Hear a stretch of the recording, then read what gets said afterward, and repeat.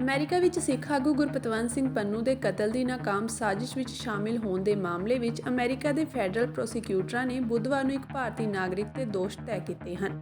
New York ਦੇ ਦੱਖਣੀ ਜ਼ਿਲ੍ਹੇ ਲਈ ਅਮਰੀਕੀ ਅਟਾਰਨੀ ਮੈਥਿਊ ਜੀ ਓਲਸਨ ਨੇ ਦੱਸਿਆ ਕਿ ਨਿਖਿਲ ਗੁਪਤਾ ਉੱਤੇ ਪੈਸੇ ਲੈ ਕੇ ਕਤਲ ਕਰਨ ਦੀ ਕੋਸ਼ਿਸ਼ ਕਰਨ ਦਾ ਦੋਸ਼ ਲਗਾਇਆ ਗਿਆ ਹੈ, ਜਿਸ ਵਿੱਚ ਵੱਧ ਤੋਂ ਵੱਧ 10 ਸਾਲ ਦੀ ਸਜ਼ਾ ਹੋ ਸਕਦੀ ਹੈ।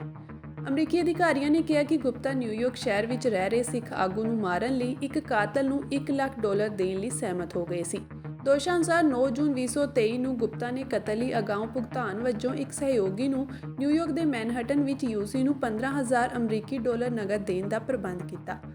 ਅਮਰੀਕੀ ਨਿਆਂ ਵਿਭਾਗ ਦੀ ਪ੍ਰੈਸ ਰਿਲੀਜ਼ ਅਨੁਸਾਰ 52 ਸਾਲਾ ਨਿਖਿਲ ਗੁਪਤਾ ਭਾਰਤੀ ਨਾਗਰਿਕ ਹੈ, ਜਿਸ ਨੂੰ ਚੈੱਕ ਗਣਰਾਜ ਦੀ ਸਰਕਾਰ ਨੇ 30 ਜੂਨ ਨੂੰ ਗ੍ਰਿਫਤਾਰ ਕੀਤਾ ਸੀ। ਇਸ ਤੋਂ ਬਾਅਦ ਚੈੱਕ ਗਣਰਾਜ ਨੇ ਹਵਾਲਗੀ ਸੰਧੀ ਤਹਿਤ ਨਿਖਿਲ ਗੁਪਤਾ ਨੂੰ ਅਮਰੀਕਾ ਹਵਾਲੇ ਕਰ ਦਿੱਤਾ। ਅਮਰੀਕੀ ਨਿਆਂ ਵਿਭਾਗ ਦਾ ਕਹਿਣਾ ਹੈ ਕਿ ਭਾਰਤ ਸਰਕਾਰ ਦੇ ਇੱਕ ਅਧਿਕਾਰੀ, ਜਿਸ ਦਾ ਨਾਂ ਨਹੀਂ ਦੱਸਿਆ ਗਿਆ ਹੈ, ਨਿਖਿਲ ਗੁਪਤਾ ਅਤੇ ਹੋਰ ਉਹ ਸਰਕਾਰੀ ਅਧਿਕਾਰੀ ਦੇ ਸੰਪਰਕ ਵਿੱਚ ਸਨ। ਇਹ ਲੋਕ ਅਮਰੀਕਾ ਵਿੱਚ ਇੱਕ ਸਿਆਸੀ ਕਾਰਕੁਨ ਜੋ ਪੰਜਾਬ ਨਾਲ ਸੰਬੰਧਿਤ ਹੈ ਅਤੇ ਇੱਕ ਅਮਰੀਕੀ ਨਾਗਰਿਕ ਵੀ ਹੈ, ਉਸ ਦੇ ਕਤਲ ਦੀ ਸਾਜ਼ਿਸ਼ ਰਚ ਰਹੇ ਸਨ।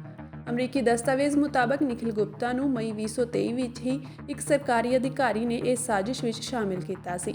ਮੀਡੀਆ ਰਿਪੋਰਟਾਂ ਅਨੁਸਾਰ ਨਿਖਿਲ ਗੁਪਤਾ ਨੇ ਅਮਰੀਕਾ ਵਿੱਚ ਇੱਕ ਹੋਰ ਵਿਅਕਤੀ ਨਾਲ ਸੰਪਰਕ ਕੀਤਾ, ਜਿਸ ਬਾਰੇ ਮੰਨਿਆ ਜਾ ਰਿਹਾ ਹੈ ਕਿ ਉਹ ਪੰਨੂ ਦੀ ਹੱਤਿਆ ਦੀ ਯੋਜਨਾ ਬਣਾ ਰਿਹਾ ਹੈ। ਜੂਨ ਵਿੱਚ ਨਿਖਿਲ ਗੁਪਤਾ ਨੇ ਕਤਲ ਕੀਤੇ ਜਾਣ ਵਾਲੇ ਵਿਅਕਤੀ ਦੀ ਜਾਣਕਾਰੀ ਕੰਟਰੈਕਟ ਕਿਲਰ ਨਾਲ ਸਾਂਝੀ ਕੀਤੀ ਸੀ।